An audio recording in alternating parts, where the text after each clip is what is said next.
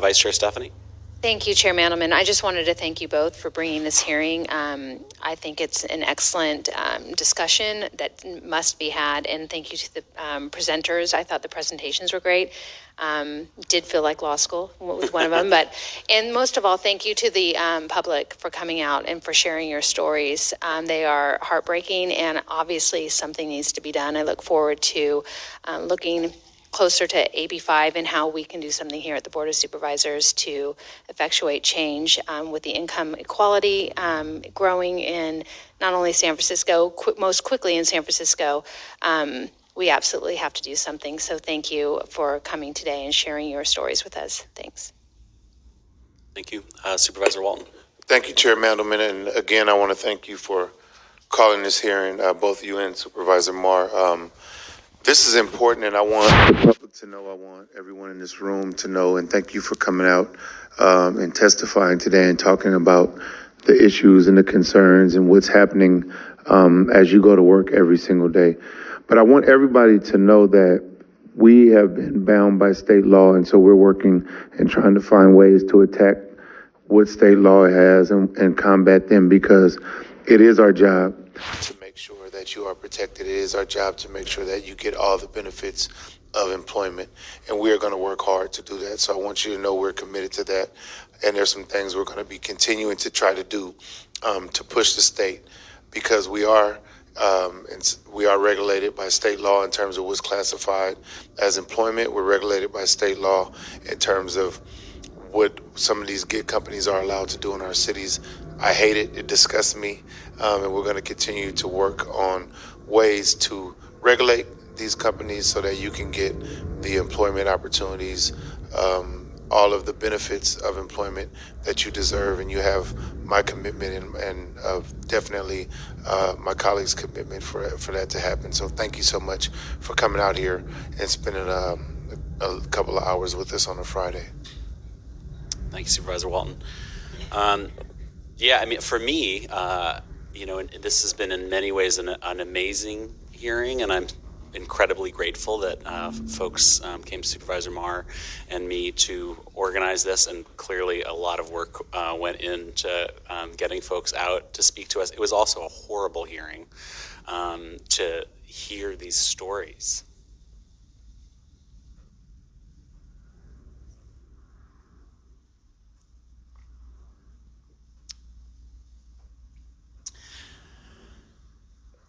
So you have to take a deep breath.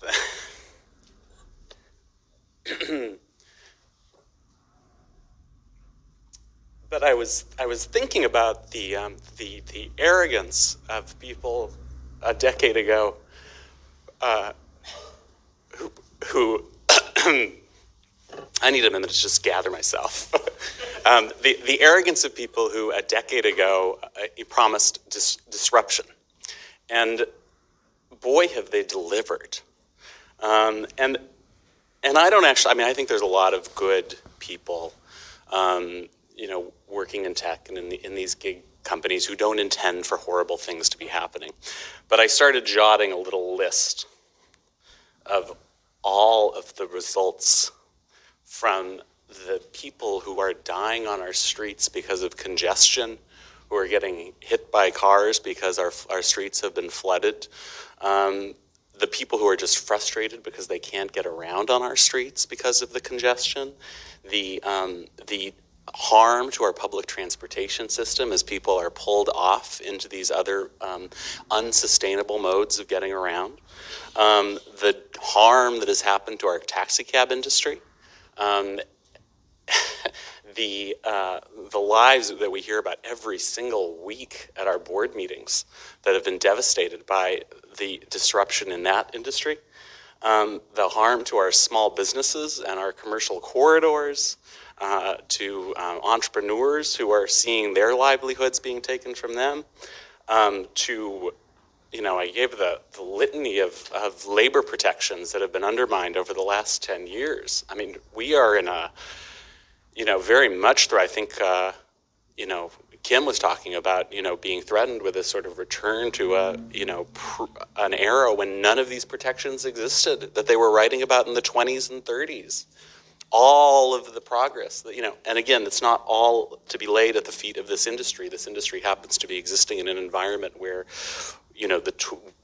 at every level, as Supervisor Walton was saying, we have lost or given up or had taken from us the tools to actually regulate for a fair economy.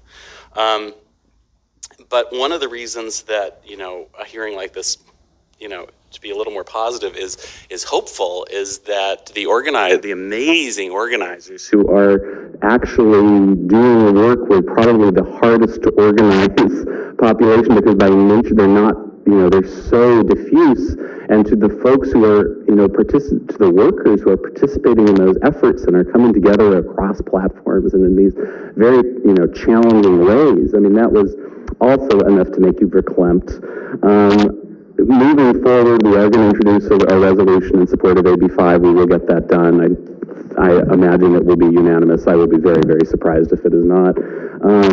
But we are also, I think every member of the board is going to be wanting to look at ways that we can do whatever we can do locally, to provide protections for workers and residents and businesses, small businesses, the folks who have been so dramatically impacted. We're going to want to do that, and I think we are, and we have begun talking to the city attorney and OLSC. We want to see, are we enforcing and pursuing every single legal remedy that we have right now? We should be using every tool in the toolbox. I believe that we will, but there's, I think, tremendous political will on this board to make that happen. So, anyway, enormous gratitude and thanks for all the work that you're doing. Good luck in Sacramento, and call on us to do anything else that we can to help with the fight. And with that, I will move that we hear and have this hearing heard and filed. And we can do that without objection. Thanks, everyone.